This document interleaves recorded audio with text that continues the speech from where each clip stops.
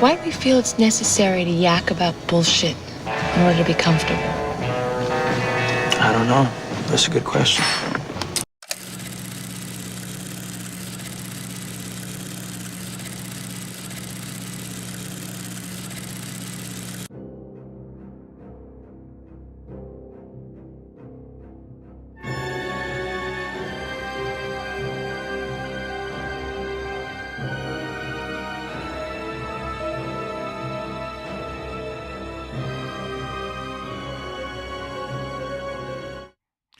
Welcome back, everyone. It's South of the Border. It's I, your reluctant gringo, and we've got another episode. It is Wednesday. It is May 14th.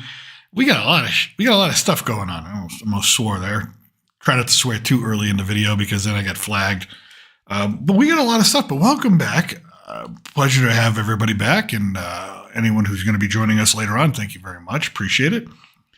And if you didn't know, yes, I am an American expat living below the Rio Grande. Yes, I live in Mexico. And have been here for a few years, but I still very interested in politics, so I always like to comment on things going on in the United States. Now, there's a lot going on today. There's a lot of domestic news, there's a lot of international news, and I got a lot of problems with what's going on. There's some things that's going to go on tomorrow, which we have to talk about, because the 14th Amendment hangs in the balance tomorrow. Believe it or not, the 14th Amendment from the Civil War, you know, the one that kind of helped free the slaves. But believe it or not, yes, that is in the balance tomorrow. That is actually getting heard. But we're going to get into that in a second. Well, not in a second. We're going to get into that a little bit later. Our opening story, as you can see from the thumbnail, one big, beautiful bill. And the Ways and Means Committee, the Finance Committee, all that, they've released a draft online of the Republican Tax Bill 2025, and it's about 400 pages long as is. The thing's going to end up being about 1,000 pages long. Now, I read through probably 390 pages of it. I didn't get to the last 6. I'm sorry. And there's a few points I want to bring up and talk about because there's some things there that might upset people, might make people cheer. I'm not going to really tell you which way to feel. I'm going to sort of explain it to you the way that I understand it. But I will tell you this. The one thing I don't like about these big, giant bills, right, whether it's the Affordable Care Act or whether it's the Inflation Reduction Act or this tax bill being made by the Republicans, when bills get this big, it's almost impossible for people to, read them. I mean, literally, we've heard this over time and time and time again, that representatives themselves, they don't even read the bill. They have somebody else read the bill. It's on their staff and says, yeah, it's okay, or yeah, it's not. And that's really not the way things should work. I would prefer, like, if you're going to say, hey, I don't want taxes on tips, to make that like not a thing, make that, make tips not taxable, just write one simple bill that says, one simple bill, tips on wages are not taxable. Boom. It's like 3 sentences. It doesn't really need to be anything fancy. It doesn't even need to be that much legalese, right? I think there's this transparency issue that we have in government. And when you read these bills, and listen, I'm not a lawyer. I'm not a trained lawyer. I mean, I have some academic credentials within politics, international relations, things like that, policy making. But when you read these things, I mean, normal everyday people read these things and it's like, what the hell is this jargon? And they're created by lawyers. They're really not created by the representatives, the people you see, the talking heads, the people you vote for senator, vote for representative. They're not actually sitting down writing these things, right? Yes, a lot of them are lawyers and they probably do understand the language, but they're not writing these things. But then people like you and I, when we sit down and read these things and say, what just got passed or what are they thinking about passing? It's almost as if they do it on purpose to make people, normal everyday Americans, just say this and you know what? I don't even want to bother. It's too much of a hassle to sit there and figure it out. And we're gonna get it. Like I said, I've got it up here, and I'm gonna read some things for you.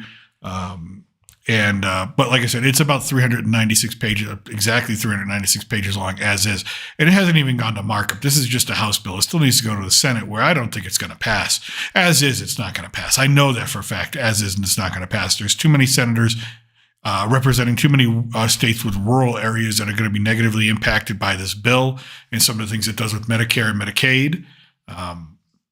That are just not going to vote for it. I know Senator Josh Hawley's been very outspoken about it. Tom Tillis has been outspoken about it, about not supporting a lot of the provisions and saying, listen, this thing's going to change. It's definitely a moving target.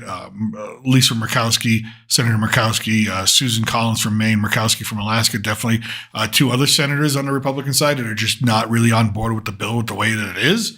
But again, it hasn't even made it out of committee, and but they have released a lot of it, and there are other committees that are working on parts of this bill as well that we still haven't seen.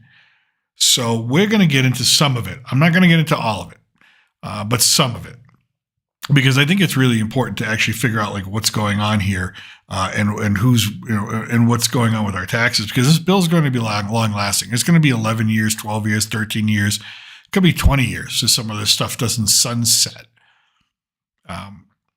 So let us, if you would indulge me, let me bring this up. Okay, here we go. Now, if you wanted to read the bill yourself, you just go to house.gov, right? And it's there within all the bills. You have to search for it because it's not yet a passed bill or a bill that's made it to the full House for a vote. This bill's probably going to go to reconciliation, which is a different process than just voting on one house and then just sending it to the other. So it's a different process, it's a longer process, but it's an easier process for the party that's in the majority. All right. So if you're in the majority, it's a lot easier to get your things done. It's just one of those tricks and tips and rule changes that they made years and years and years ago to sort of get around general dissent. Do I agree with reconciliation? No. I think if the House is going to pass something, let them pass it. If the Senate's going to take it up and say, yes, we like it, no, we don't like it, let them vote on it, and let's just figure it out from there. I think simpler is better. I think things just get too convoluted with reconciliation. And of course, with reconciliation, there's a lot of backdoor dealing and a lot of backroom stuff going on. And again, I think sunlight is the best disinfectant for anything, especially in government. But here we go. This is page 32. Page should be 389 pages. But yeah. It goes on and on and on and on. Qualified overtime compensation. So they do address overtime compensation. This shall be allowed as a deduction an amount equal to the qualified overtime compensation received during the taxable year. Basically, they're making overtime, like if you get taxed on it, that's tax deductible. It's not that they're going to make overtime not taxable. It's going to be taxable in a month. It's going to make tax deductible. All right.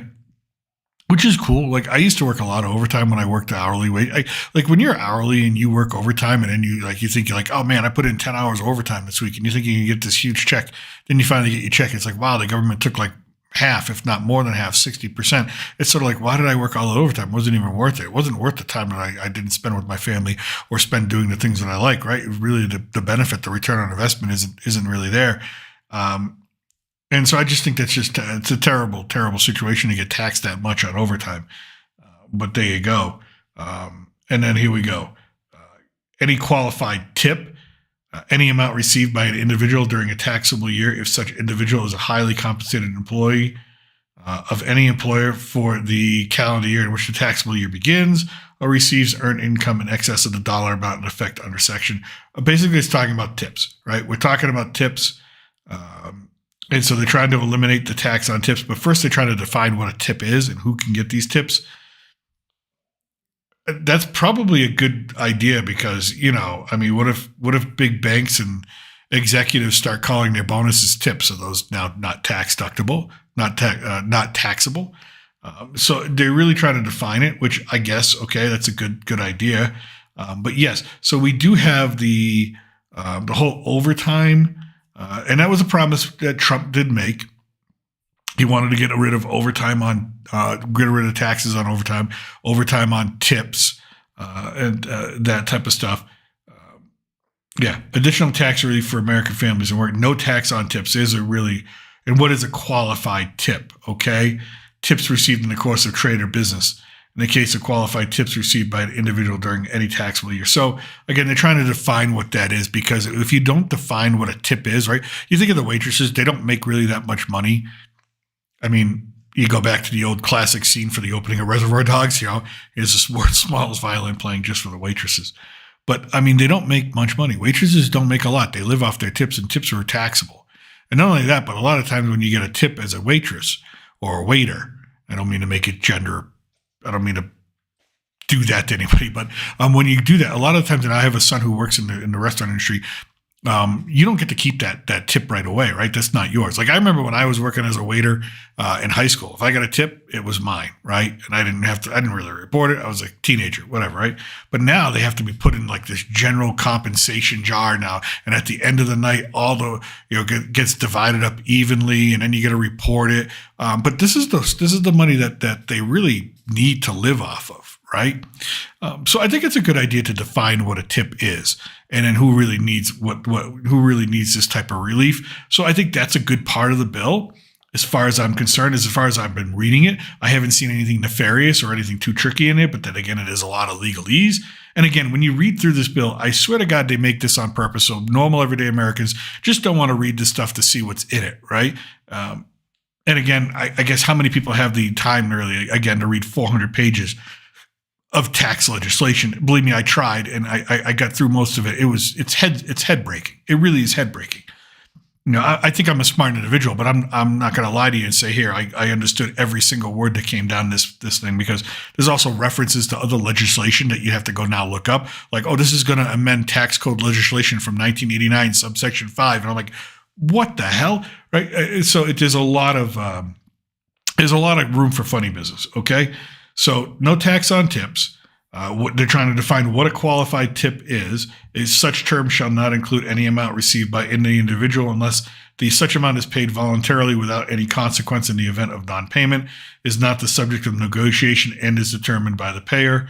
The trade or business in the course of which the individual receives such amount is not specified service, trade, or business. Again, they're trying to make it so, again, if you're a high-ranking CEO, you can't just give out bonuses to people and call them tips and then call them not taxable. I used to get every now and again, we get small bonuses when I worked for Apple, right? And yeah, I wish those were not taxable, but you'd lose at least half. Like when I got a bonus, like if they gave me, hey, you know what, we did really well with sales this quarter, here's $1,000 bonus. Well, really, I'm only getting $500. They take at least half. So, but again, I think that's what they're trying to protect against, that type of nefarious way. So far, I think that this part of the tax bill, I'm okay with because it seems like it's aimed at helping working class people. All right. Again, the no tax or making overtime, taxes and overtime may be deductible later on when you do your taxes. Fine. That's fine. I can deal with that. That's great. All right. So some of the things that really get a little weird, and I'm going to have to go far down into the bill. So,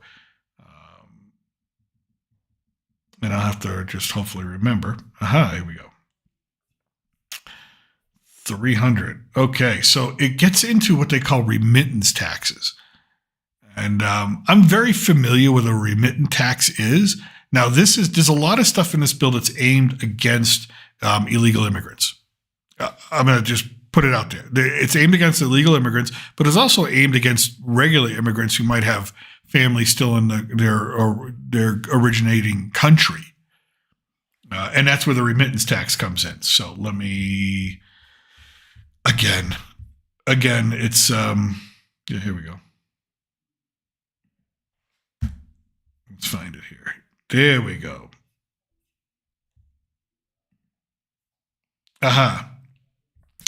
So this has to do with Medicaid and Medicare and some, and basically federal health insurance or federal benefits.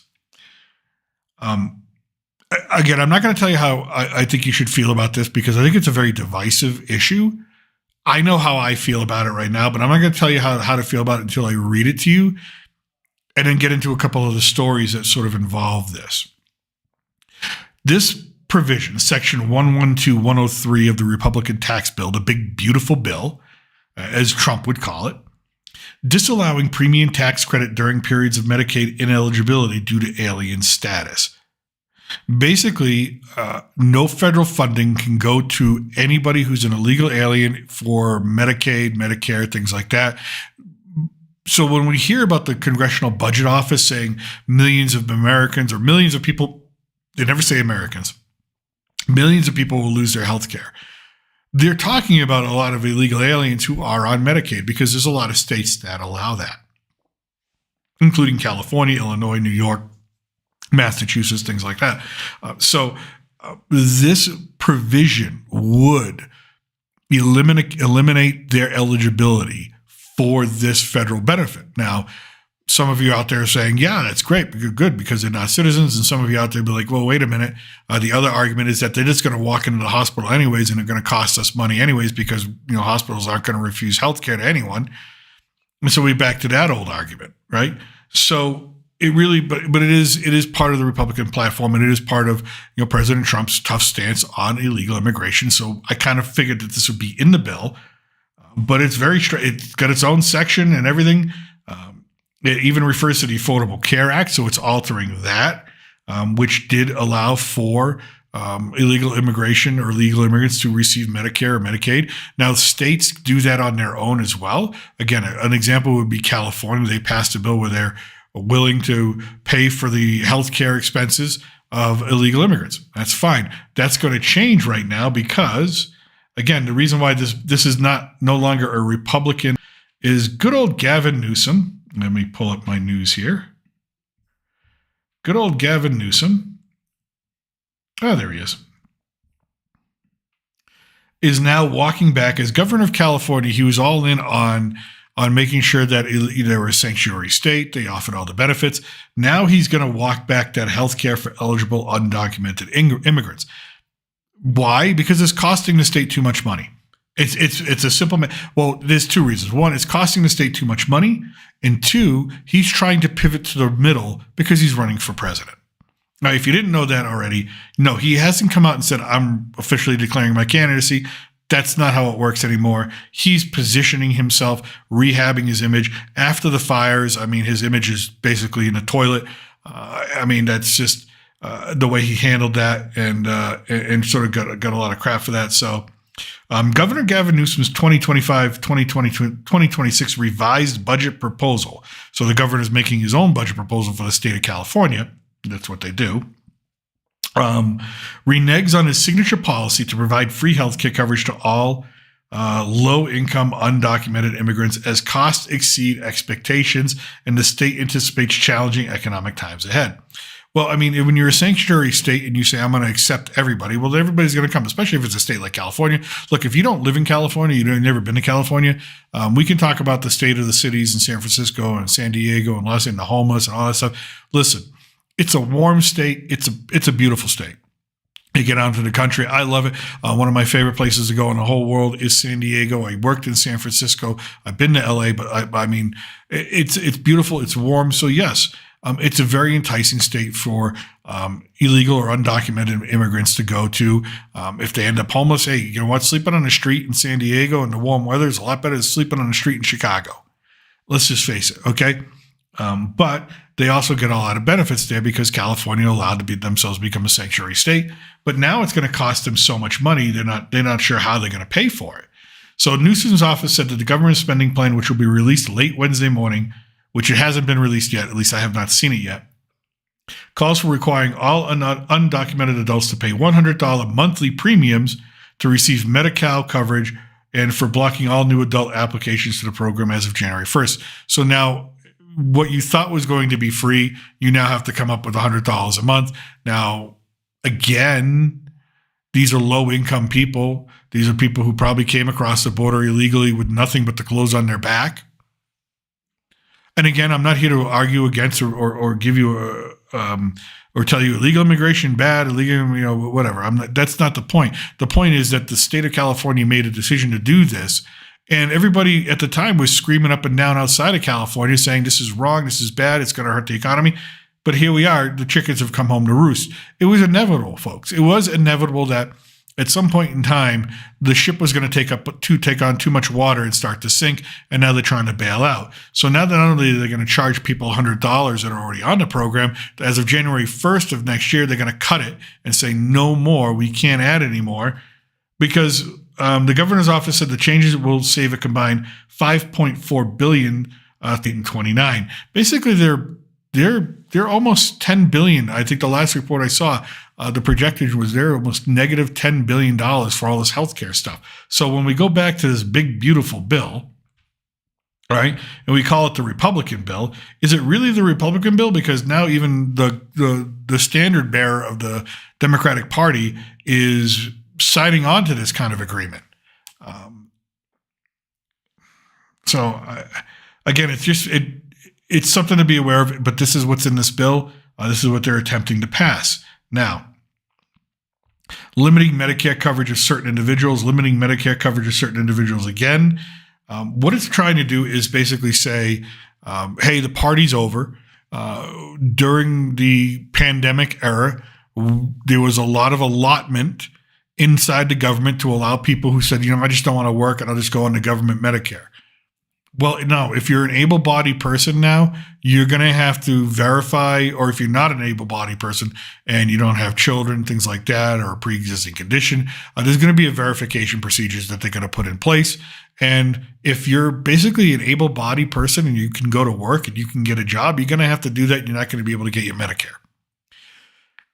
Again, that would be part of the CBO's estimate of 8.6 million people in the country not having health care anymore. It's because it's basically saying, the bill saying, listen, you can work, you can afford it, you don't need to be taking taxpayer money that doesn't need to be allocated to you. The free ride is over. Okay. As well as it's going to tie into the Personal Responsibility and Work Opportunity Reconciliation Act of 1996, which was passed by Clinton. And so you're going to have to enroll in benefits and go through again a verification process. So you're going to have to be so to get your Medicare, you're going to have to be a citizen or national of the United States, an alien who is lawfully admitted for permanent residence under the Immigration and Nationality Act, an alien who's a citizen or national of the Republic of Cuba. So if you're from Cuba, you're good. The beneficiary of an approved petition under section, okay. So beneficiary of an approved petitioner under section, so again, another immigration issue. You need to be physically present in the United States. That's a thing, people. People coming over here, they get these benefits and they said, you know what? My money will last longer in a foreign country. And so I have a residency, but I don't have a real residency. I just have a mailing address. And they get their checks and they get them sent and they get them deposited. That's a real thing. Clever. And they live in a foreign country, and the money is the benefits they get and the money they get, it lasts longer. It's clever. I'll give them that. Hey, I'm in Mexico. My money lasts longer than the United States. Let me tell you something. So I get it. So, okay. You must be physically present in the United States. Let's see here. What else? An individual who lawfully resides in the United States in accordance with the Compact of Free Association. All right, so you actually have to reside in the United States. You can't reside you can't have a residency, a permanent residency somewhere else. And so that all needs to be verified, and you need to do it within 6 months. You have to have a Social Security number. You're going to have a Social Security number. That's one other thing. So Social Security numbers just became even more important. They're really looking to cut a lot from Medicaid. That, again, you hear Republicans say, we're not going to cut Medicaid, but what they mean is they're not going to cut Medicaid for the people who need it or earned it or are citizens of the country. When you hear Democrats say the Republicans are cutting Medicaid, they are, but they're cutting it for people who are not meeting certain requirements. Again, it's a word game. It's a political game. Do I think there's a lot of waste, fraud, and abuse? And we've heard that term a lot within Medicaid and Social Security. Sure, there is. Do we have to start addressing that? Yeah, it's costing us millions. Okay. Do we have to make some hard choices? Some of them we like, some of them we're not going to like. Yes. But that's what's in this bill. Now, another thing that's in this bill is aimed at illegal immigration and aimed at immigrants, period. It's called the imposition of a tax, the remittance transfer tax. All right. This was interesting to me because, all right, how do I explain? If you don't know what a remittance transfer is, basically, all right, imagine you've got a gentleman who is an illegal immigrant or just an immigrant in general. Maybe he's a legal immigrant. He's in the United States. He gets a job. He's left his family behind and say they live in Juarez, Mexico. He's living in a little room somewhere and he's working 2 jobs, putting together money. And most of that money he's transferring back to Mexico to his family so they can live and they can have a good life. Well, that's a remittance transfer. What that does is over time, the more of that you have, the more US dollars you have leaving the country and being turned into a foreign currency, which is what happens. So you send US dollars to Mexico, it gets transferred into pesos. Well, what happens is over time, and we've seen this over time over the last 10, 15 years especially, it has a negative effect on the value of the dollar and a positive effect on the value of whatever currency it's turning itself into. So it does, in a way, hurt the United States economy because also money is being sent out of the economy, not being spent in the U.S. economy, right? You figure people who make money in the U.S. will spend money in the U.S. primarily, mostly for the majority of their time. Well, with more and more of this going on, especially with the increase in immigration that we saw during the Biden administration, the increase in immigration we saw during the later years, during the pandemic years of the Trump administration, you saw more and more U.S. dollars leaving the United States and being converted into foreign currency, whether it's yen, whether it's pesos or whatever, right? So what this is going to do is that every time someone sends money outside the United States to be transferred or converted into a foreign currency, basically anybody who does a remittance transfer will have to pay a 5% penalty. So if they send $100, they have to pay $5. It doesn't sound that bad. It'll add up. I get it. It is a protective measure. It is a protective measure. Is it a measure that harms people in the long run? I don't know if it really terribly harms people in the long run. I do have a little bit of an issue with, like, it's your money. I mean, why can't you do with it what you want? But then again, the U.S. government's been telling you what to do with your money for decades now. So I have mixed feelings about this because I do believe in personal freedom. And once you earn the money, you should be able to do with it what you want. But I do understand that there has been sustainable damage to the value of the dollar in recent years because of this. And you want to protect the dollar. Once the U.S. dollar is no longer the currency of preference in the world, that's the end of the United States, right? As far as economic powerhouse. And we've seen some challenges to that with Brazil, with China, what they call the BRIC countries, trying to create their own, Russia including that, trying to create their own currency to compete. The euro trying to become a currency to compete. And we want the U.S. dollar to continue. If you're an American, you want the U.S. dollar to continue to be the currency of preference. And so this is an effort to sort of curb that, to slow that down, to say, hey, we recognize what's going on. We don't want to be too harsh about it, but we do have to institute some of this going on. And so that was one of the things that really struck me. And it was sort of towards the end, if you can see page 327 of this bill. So there's a lot going on here. Now, again, those are just three or four of the things that really caught my eye as reading through this. There is one other thing in here that really, I think, is what's going to hang up on Republicans and where Republicans are going to be divided and where you're going to have the Senate break from the House and say, we were at an impasse, okay? And I mentioned earlier, Senators Josh Hawley, Senator Tom Tillis, Senators Lisa Murkowski and Susan Collins. There is a part of this bill where it talks about Medicaid and the money being given to states. So what does that mean? When Medicaid money is, here, let me actually do this. There's creative accounting going on, right? When money is given from the federal government to states, how they account for that, how they use that, really determines the amount, like their needs and things like that. And they're looking to put a cap on the amount of federal income or federal money that goes towards Medicaid to states under certain circumstances. Now, those circumstances, as they are spelled out in this bill, would actually harm key demographics in the Republican Party. It would actually take away money, and as the CBO, the Congressional Budget Office, and a lot of the senators have mentioned, it will actually harm rural communities. It will actually take money out of rural communities who don't have hospitals or enough hospitals as they are. So if you're in rural Kansas, rural Maine, rural, Mississippi, and there's one or two hospitals that you can get to, and imagine one of those hospitals not being available anymore because you don't have the funding in conjunction with the federal government through Medicaid and Medicare to keep those hospitals open. Well, that's a big deal, right? I think that's something that these senators are not going to tolerate. I know Josh Hawley has already came out and said, listen, I will not support that whatsoever. It can't be in the bill. Otherwise, I can't support the bill. So there's going to have to be something to be done about that. So there are cuts, there are limitations, there are regulations. So partly what the Republicans are saying is untrue, but partly what the Democrats are saying is untrue. You really can't trust either party with what they're saying. They're sort of talking out of both sides of their mouth, which is what politicians do. We know that. But when you read through the bill, and I'm not saying you have to go read through the bill. I'm not saying you have to.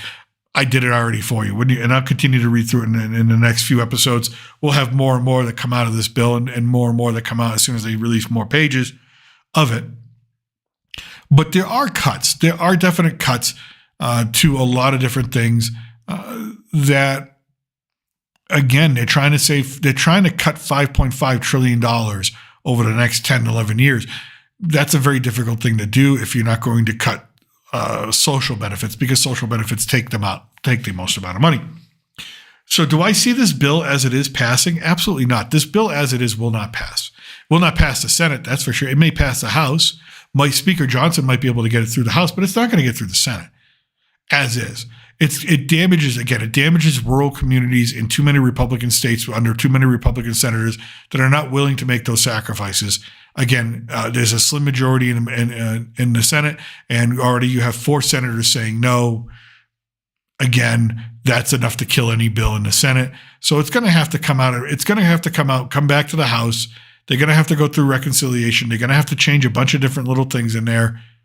But in the end, the bill does seem to have some really good things in it. Again, I go back to the promises that Trump made about no taxes on tips, no taxes on overtime, or at least making overtime taxable or tax deductible. Those taxes tax deductible. I think those are really good things for working people who are just everyday average blue collar workers who are just trying to make ends meet, maybe get a little extra in a paycheck every now and again. But again, there are some things there that I think the bill is also half aimed at illegal immigration. And I think we have to expect that. I think we have to look at that and go, okay, well, that's something that we really expected from this administration, from the Republicans, is that there would be a serious gutting of any type of funding, any type of sanctuary type policies for illegal immigrants. So it's going to tighten things up. Does it make things better or worse? We'll see. I think it makes things worse. Again, I'm not a proponent of illegal immigration, nor am I a proponent of handouts to anybody.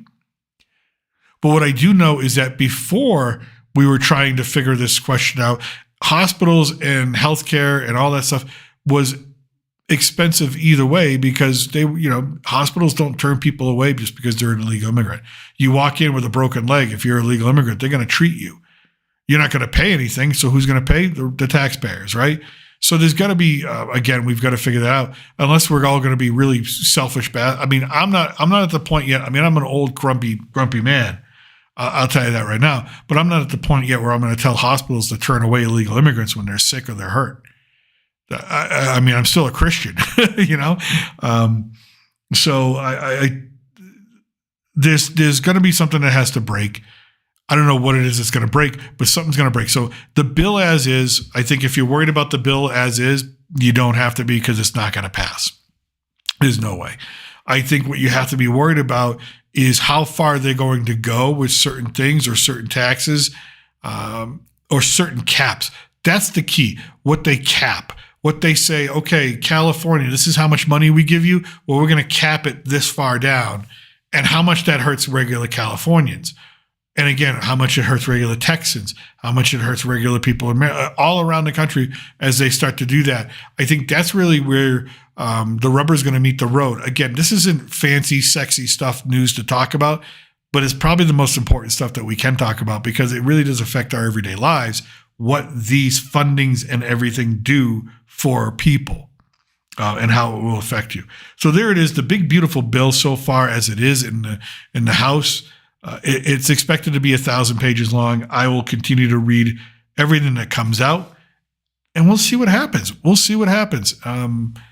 Again, as I started out, I very much dislike big bills like this, because I think it really I think transparency in government, participation in government, or just awareness of what government is doing is harmed very, very much when you have giant bills like these with all sorts of stuff crammed into them,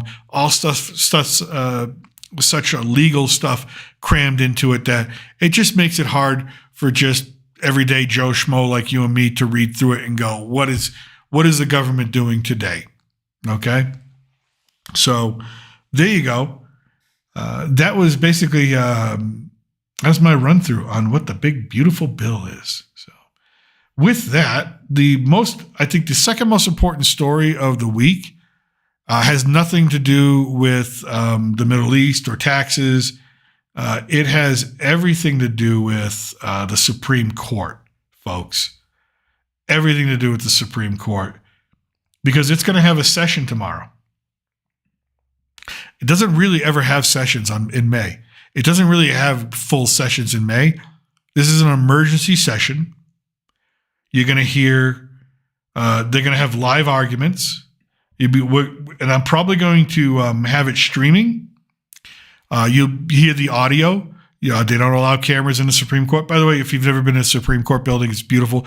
It's probably my favorite building in Washington, D.C. to visit. Also a great little cafe underneath where people eat. Good egg salad sandwich, by the way. But yes, I had a lot of shit thrown my way about 2 or 3 months ago when I made a video explaining what the Trump administration is thinking and how they are legally looking to end birthright citizenship or basically reinterpret the 14th Amendment. Yes. And then some people were angry, and I still have one comment up that says, "Are you kidding me? So I was born in this country, but my parents are illegal, so I'm going to lose my citizenship." These people were very, very angry, and I wasn't supporting it. I was just explaining. I'm explaining the legal ease of which the Trump administration and their Solicitor General are going to try and end or alter birthright citizenship. But also, by the way, angry people who are like, "You can't take away my citizenship just because my parents were illegal."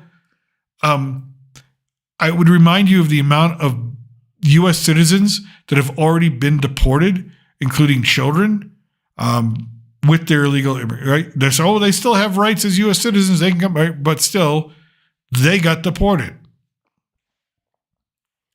I'm not making this stuff up, nor am I advocating for it, but I'm just telling you what the reality is, right? So let's just have a real quick recap. So tomorrow, the Supreme Court to weigh birthright citizenship. Now, birthright citizenship all stems from the 14th Amendment, which is an amendment that was created after the Civil War to, basically to give, after the Civil War. It was in response to a previous civil rights case, Supreme Court case.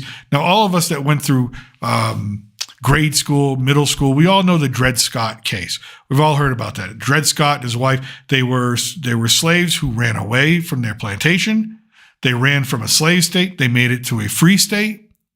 They were found out in that free state, and the slave owners wanted them back because the law basically said that they're property. They weren't people, they're property. Even though they were born in this country, they're property.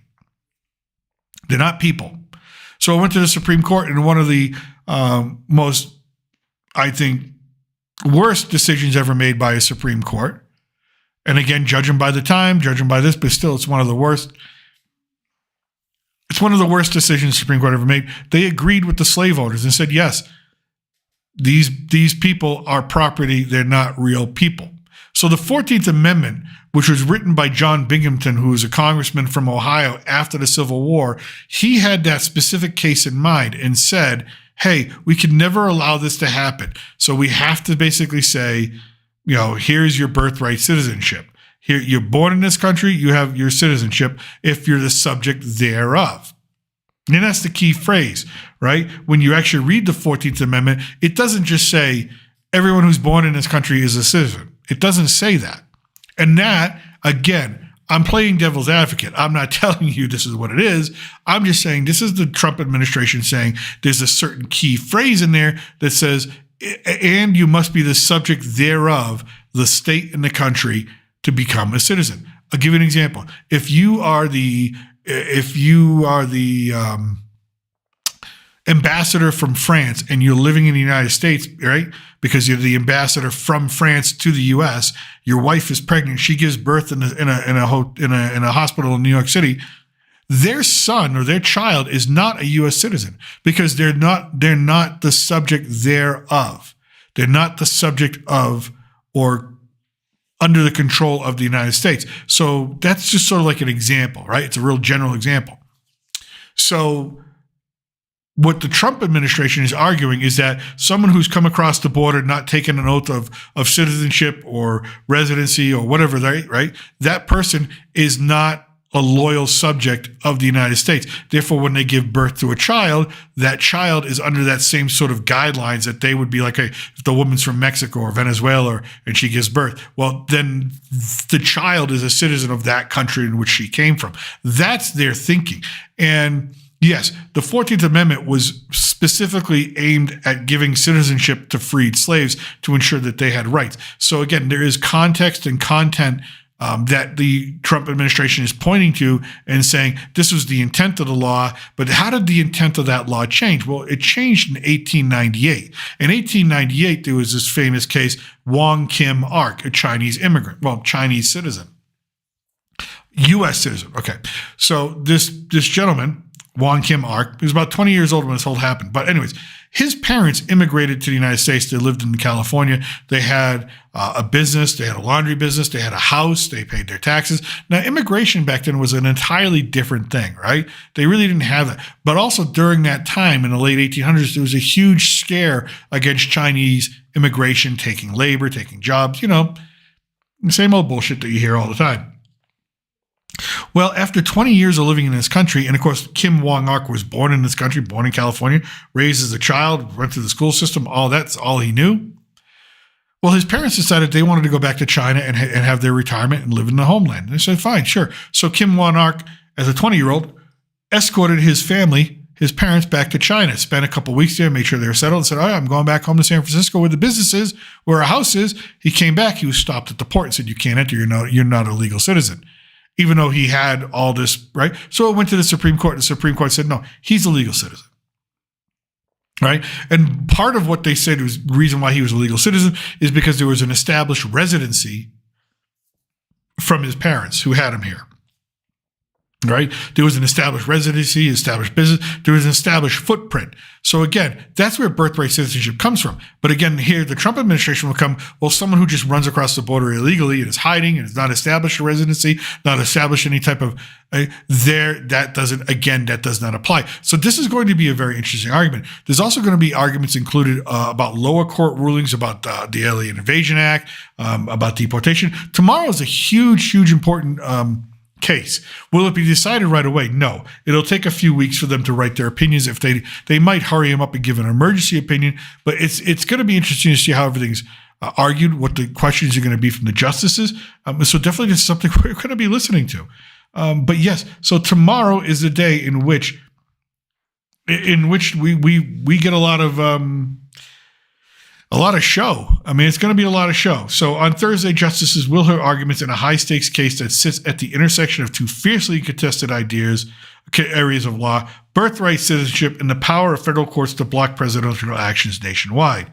While the case is ostensibly about Trump's executive order ending automatic citizenship for the U.S.-born children of non-citizens, legal observers agree the real fight is over the judicial tool that has repeatedly thwarted Trump's agenda: universal injunctions. So again, you have justices or judges that say, you've got a judge in Seattle or a judge in Maryland that says, hey, the president did this and he can't do this, and I'm offering a nationwide injunction. That's another issue. So if the Supreme Court rules in favor of birthright citizenship and says, yeah, we're going to leave it the way it is, that's fine.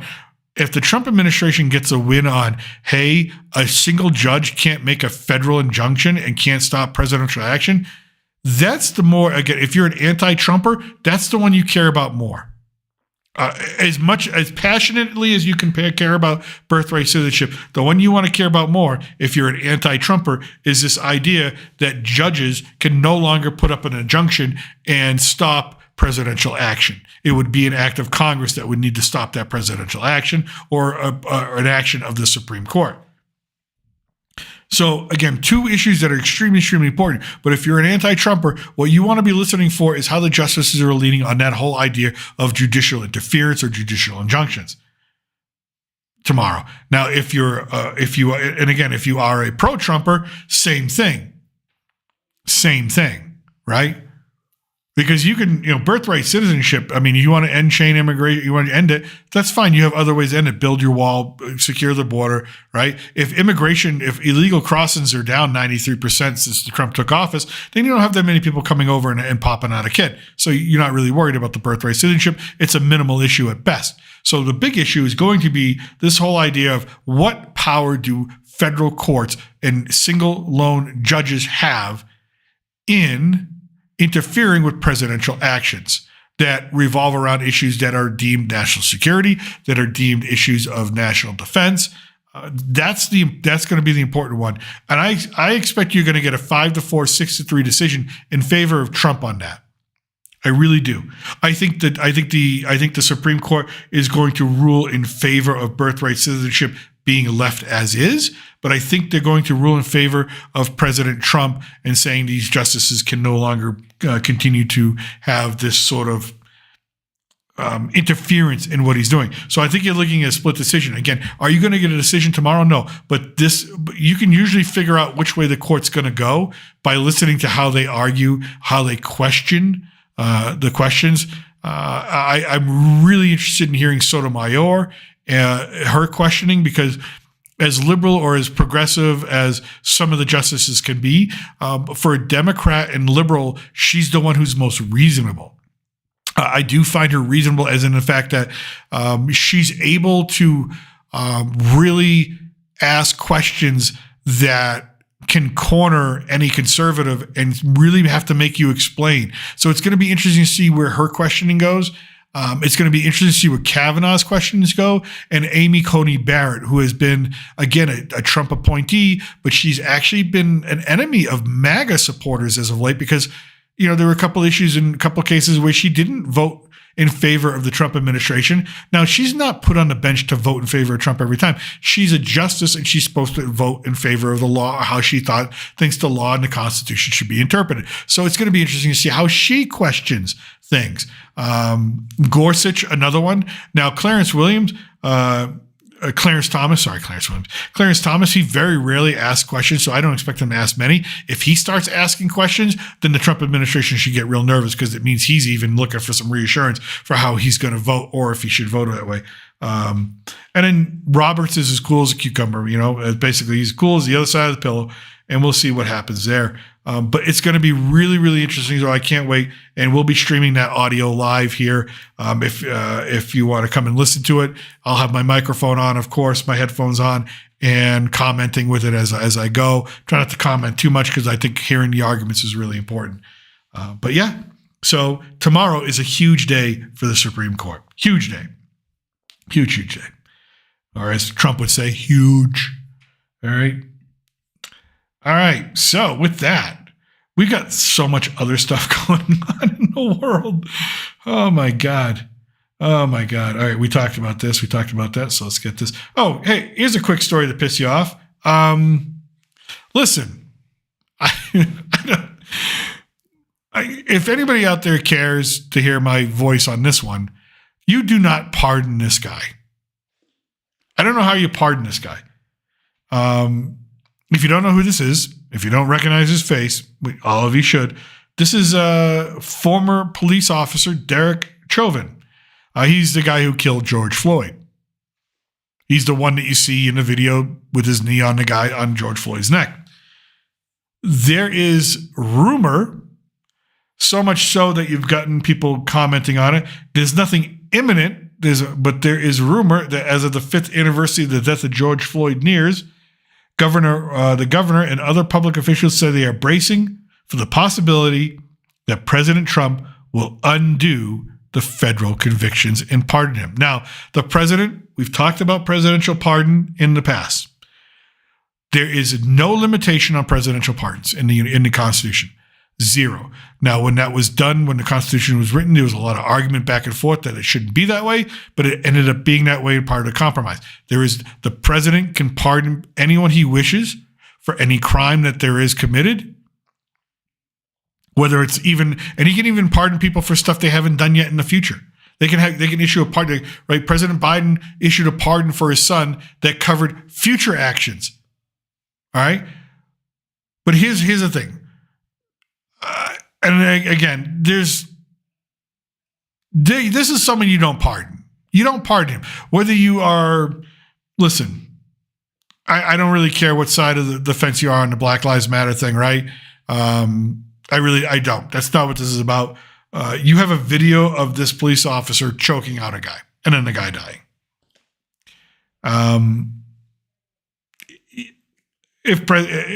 Again, this is this story. You know what we call this in politics? We call this a test balloon. We call it a trial balloon, right? Someone planted this story in the Minnesota Star Tribune and a few other outlets, someone from the Trump administration, just to see how people are going to react. That's how they do things. That's how they use the press. It's been done many, many times before. It's not a secret. This is a test balloon. It's a trial balloon. It's a bad idea. It's a bad idea to pardon this guy.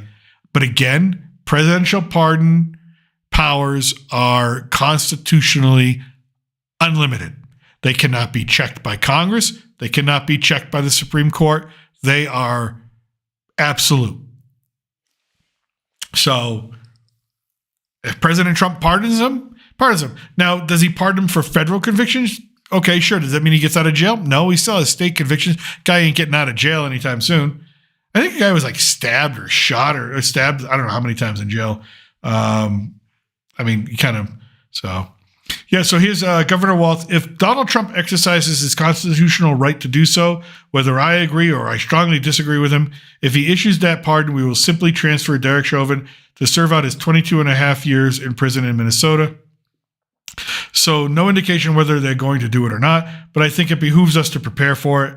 With this presidency, it seems like that might be something they would do. Again, just lots of rumors and innuendo that this might happen. Again, this is a bad idea. Of all the people that you could pardon, is a terrible idea. Terrible idea. So just throwing that out there in case you missed it. Again, these test balloons, trial balloons, they're put in local newspapers. All right. Oh, yeah. We're meeting with terrorists now. There's President Trump shaking hands with a known, listed, acknowledged, recognized terrorist. And I say that with tongue in cheek a little bit because I kind of like the guy too. All right. And what do I mean by that? That's President Trump shaking hands with the new leader of Syria. Syria's new president is named Ahmed el-Sharara. Excuse me while I take a drink of water. No, you all know, hey, I'm Syrian, so I do keep an eye on what's going on in Syria. So since 2011, there's been a civil war there. The dictator, Bashar, was kicked out. He's living in Russia now. This is the leader of the opposition shaking hands with President Trump, who's trying to hold together the country that is still in the midst of just trying to end conflict between insurgencies, things like that. Israel's bombing them for some reason. I don't know why Israel's bombing them. It seems like Israel wants to bomb everybody now. I get it. Syria has a ton of chemical weapons stored here and there, and Israel might be bombing those places to get rid of them. There's a problem when you bomb chemical weapons. Sometimes this shit spreads and kills people or infects people or affects people. Listen, Syria, yes, has been a great enemy to Israel over the years. There's a new leader now. Hey, even Trump said, let's figure this out. So maybe Israel should stop bombing them and let them get their shit together, because guess what? A country can't reform if they're constantly under fire. All right, enough said of that. So, but what I say by terrorists is that this gentleman, Ahmed al-Sharara, he was imprisoned in Iraq for 5 years. He was a member of Al-Qaeda. He was the leader of Al-Qaeda in Syria until he changed his mind and said, these people are fucking nuts. I'm going to go fight for freedom. So he kind of has a redemption story. He had a $10 million bounty on his head from the United States government when he was released from prison, or before he was, while he was in Syria. He is still listed in Washington in the databases as a known terrorist leader. But he's now also the new leader of Syria. And there he is shaking hands with President Trump. Now, President Trump, I don't think he gives a fuck. I really don't. Pardon my French, but I don't think he gives a shit if the guy's listed as a terrorist. What he did to sort of help out. Now, this is in Saudi Arabia. So they brought him all the way down to Saudi Arabia. So, the president of Turkey, the king of the premier, the king of Saudi Arabia, both said to President Trump, this is a good guy. You can trust him. He needs help. We can get Syria back put back together again. Now, the U.S. has had sanctions in some way or another lately, massive sanctions since 1974 on Syria. All right, that's how long they've been effing around with terrorism. So, not a great track record. But President Trump did something that did upset a lot of colleagues in the Republican Party, did upset a lot of colleagues in Israel. He's really pissed off Israel with this one, is that he removed unilaterally all sanctions as of meeting this gentleman for 33 minutes. He removed all sanctions from Syria, which I think is a good thing. A lot of people in Israel who hate Syria, a lot of people in the Republican Party and in the administration that were weary of Syria and still weary of Syria said they wanted checks and balances put in place before they removed those things, saying that the new president needed to do more, needed to do this. Listen, the guy is holding his country together with like duct tape and dental floss right now. And the fact that he's trying to do his best, the least we can do is make it easy for him to join the international banking community and maybe get some investments in there. He even talked to President Trump about, hey, listen, China's been hitting me hard about coming in and wanting a lot of the oil rights and things like that. I'd much rather have a deal with you in the U.S. And I think President Trump's all about that. I think President Trump's all about making sure that we figure out how to put this country back together again. So is Turkey, which is right on the border, which, we only make them safer. It only makes things safer. So I think President Trump here is making the right move by removing those sanctions, saying, listen, I'm going to give you a clean, free slate. Let's do what you got to do. Let's make some investments. Let's talk further. Keep in touch with Turkey. Keep in touch with NATO. Keep in touch with the Crown Prince of Saudi Arabia. And again, all of this is pissing off Israel. And as far as I'm concerned, Israel can go take a flying leap. All right. Israel is so pissed off right now. They're actually thinking about how do we continue our war with Gaza while actually decoupling from the idea that we need all these weapons from the United States. Well, guess what, Israel? You know what? Making friends with countries in the Middle East doesn't mean we can't be your friend. It can't be like either you're my friend or you're not my friend. If you're their friend, you can't be my friend. Like, what is this high school bullshit? Seriously. All right. We get it. There's been strife. There's been struggle. There's been conflict. I get it. You're nervous. I get it. But you're bombing everybody in sight. You're bombing Syria. You're bombing Hezbollah, which is great. Bomb Hezbollah. They're a terrorist organization. Fine. At some point in time, Lebanon's just a hole in the ground. You just have to stop. All right. You're going to say you're going to conquer Gaza, go in there with every tank and person in the world and remove all the people and take it for yourself. Okay, great. You and Iran have traded missiles 4 times over the last year. Okay, I got it. All right. We get that. But it doesn't mean that President Trump can't go to these countries and say, all right, can we figure this shit out? I mean, that's really what we should be doing. It can't be like, we're going to kill you, you're going to kill us, everybody's going to die. It's just, all right, Israel needs to calm the fuck down at this point in time. All right, and I'm usually a supporter of Israel, even as an Arab, even as a Syrian and Lebanese descendant. I'm usually like, okay, so they put up with a lot of shit. Right now, Netanyahu needs to calm the hell down and allow Trump to be Trump and allow Trump to make deals and allow Trump to make investments.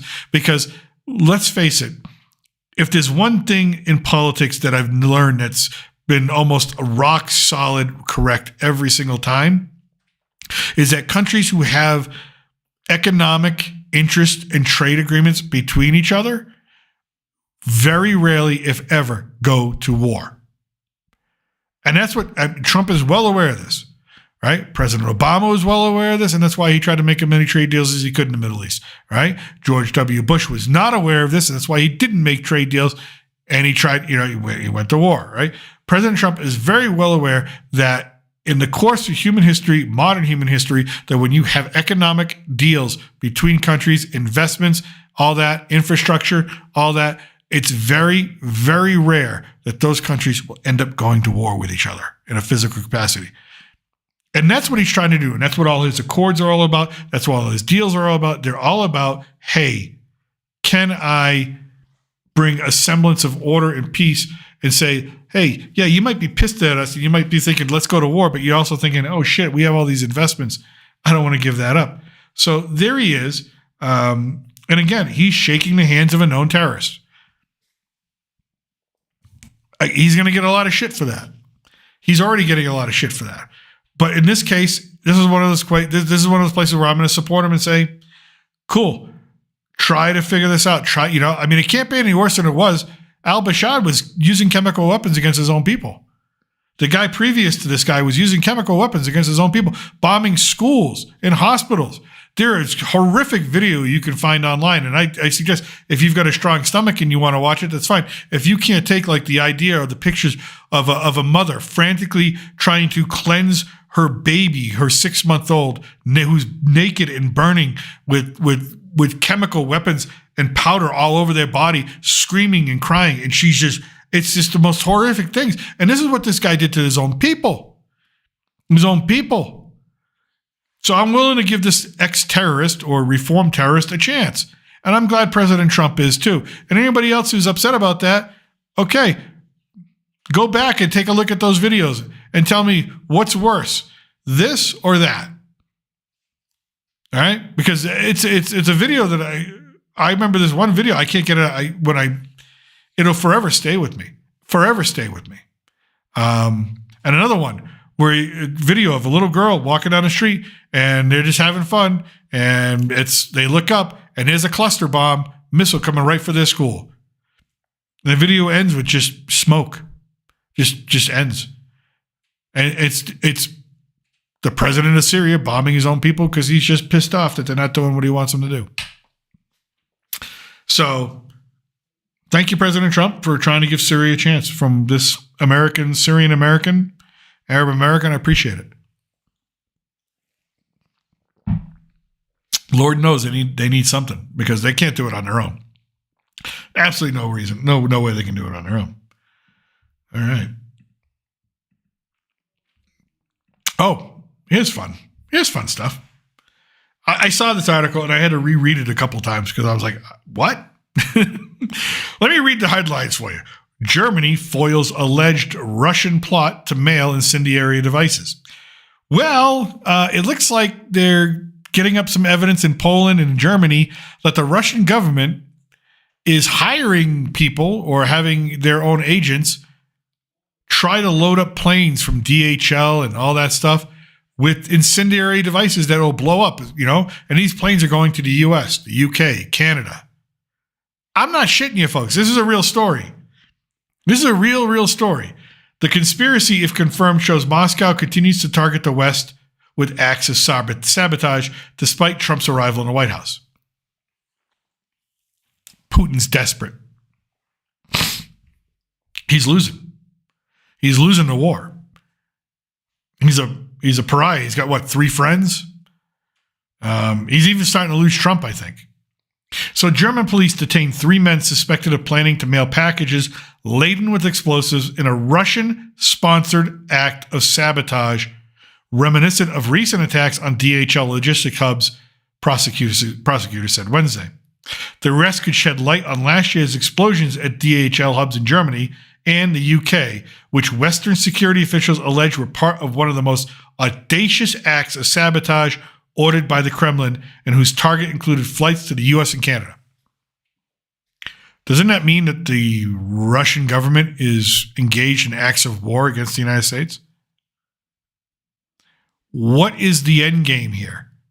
Again, this just seems like he's lashing out.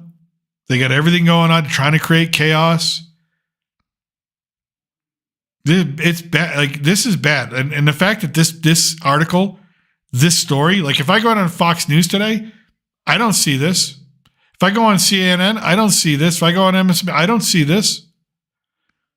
Wall Street Journal has it. To me, this is an attack on the United States. If proven, it's an attack on the United States by the Russian government.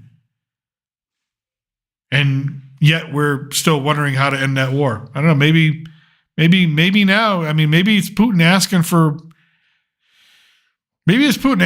a fight. I don't know. I really, why you would do this? Why you would try to sabotage Europe, I don't know. I don't understand what your end goal is here. The suspected plot, if confirmed, would also show that the Kremlin has continued to design and conduct increasingly daring attacks on the West since President Trump arrived in the White House. Trump has initiated a rapprochement with Russian President Vladimir Putin with the aim of negotiating an end to the war in Ukraine. I don't know, you blow up a plane in the United States and it's linked to Russia? I don't want to negotiate with that guy. Fuck that guy. Fuck that guy. At that point, I want to give Zelensky everything we can. All right, load him up. Let's make him look like Rambo, just load him up.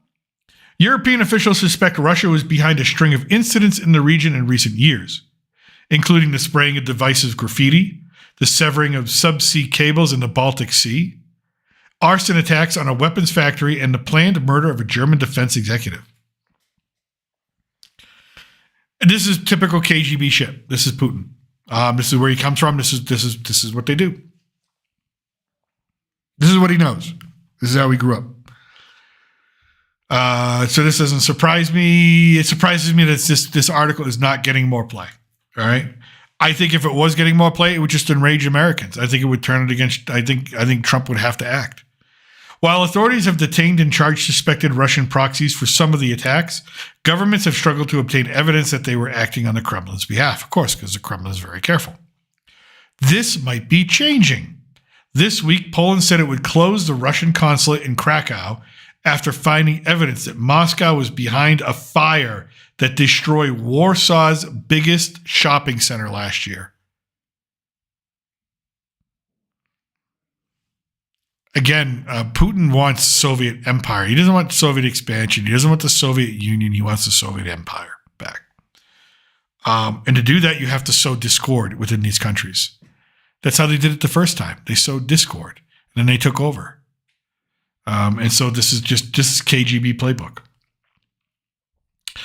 German investigators think the plot dismantled last week was at an early stage and that the suspects had yet to mail actual explosives, according to German officials. There is no evidence linking the trio with explosions last July at DHL logistics hubs in Leipzig, Germany, and Birmingham, England. Following the explosions, now, if Russia's linked to that and they've actually attacked Birmingham, England, do we go to NATO and trigger Article 5? Are they trying to trigger Article 5? Germany's part of NATO. Are they trying to? I mean, really? I just think they're looking for a bigger war. They're looking for an excuse to let off bigger bombs. Following the explosions, Lithuania and Poland arrested several people believed to be involved in the plot. Germany's federal prosecutor's office said the two Ukrainian nationals identified as Vladislav T. and Daniel B. were detained in Germany last week. A third person, Yevgen B., was detained in Switzerland on Tuesday. And it pretty much goes on, and the article kind of ends there, but this should be one of the biggest news stories in the world. The United States being targeted by Russia sabotage. You blow up a plane, I don't care if it's a freight plane or not, you blow up a plane that's over a major city, people are going to die. You blow up a plane over the ocean, people are still going to die. You got a pilot, you got a crew, you got all that, right? Yeah, this should be a way bigger story than it should be, than what it is, because I haven't seen it anywhere else but the Wall Street Journal. All right. Last but not least that I find is we've been following this case all along. So these two guys, well, he's dead. He's accused of murdering him. This case has turned into a race issue.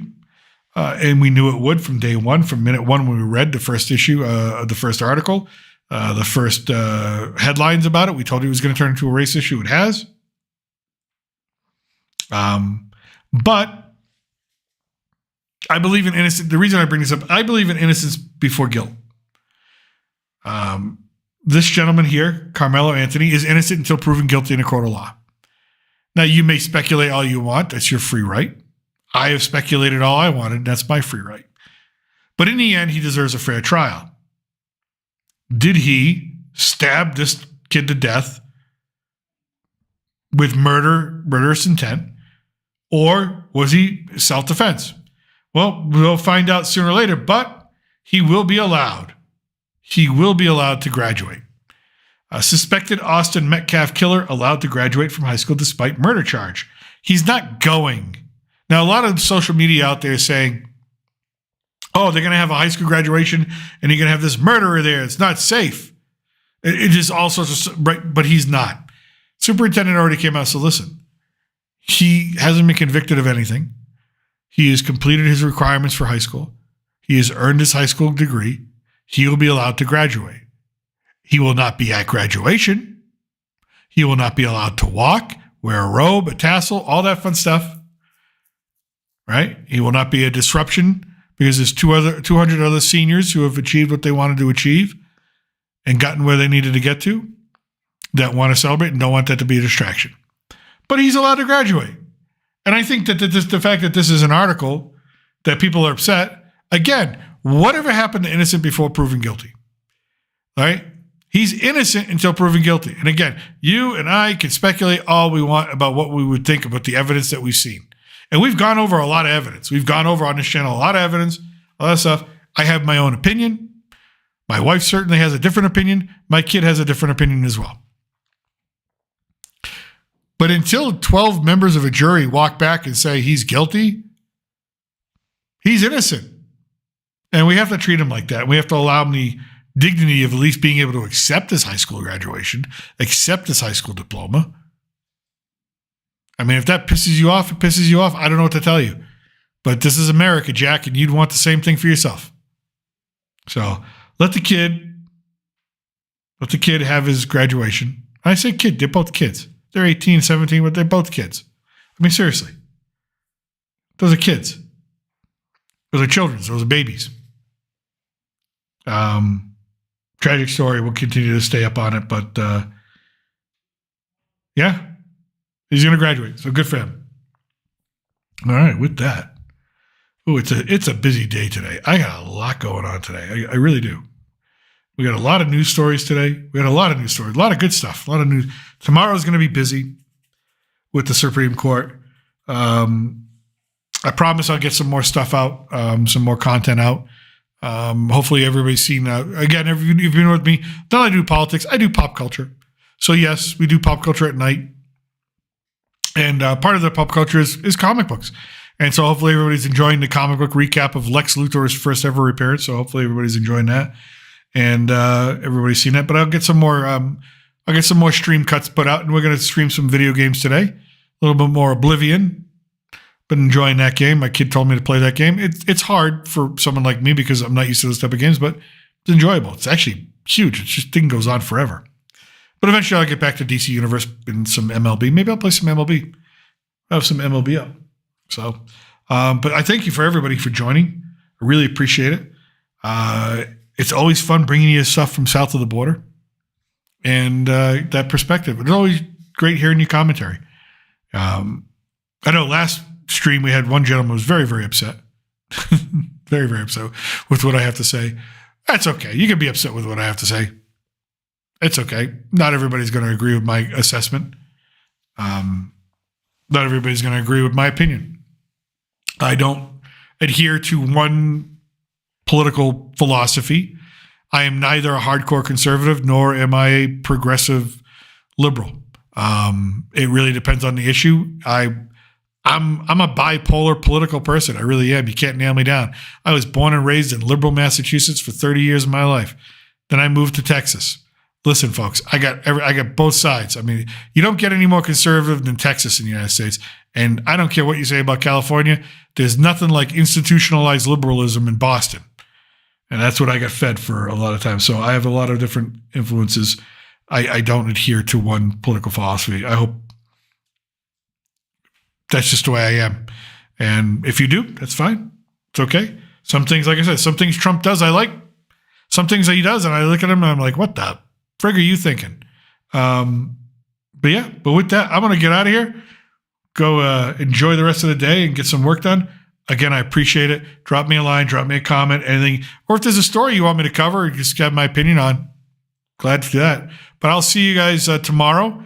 when the Supreme Court go. You know what? Let me check. When does the Supreme Court meet tomorrow? What time will they be doing that? It's going to have to be around 9 o'clock, right?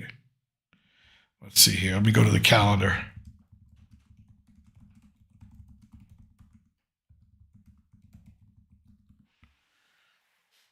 Let's see here. Typically 10 a.m. on Mondays, Tuesdays, and Wednesdays during its term. It lasts for a couple hours, just so you know, these arguments. So it looks like 10 a.m. Eastern Standard Time, but tomorrow's a Thursday. They could go a little early, but it looks like,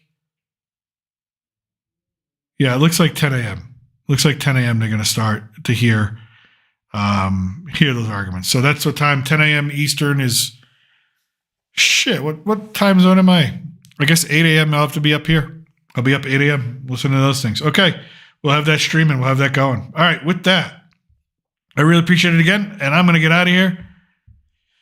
From south of the border, I'm still your reluctant gringo. Salut and a huevo. You a racist? Do you hate Mexicans? So long, gay boys!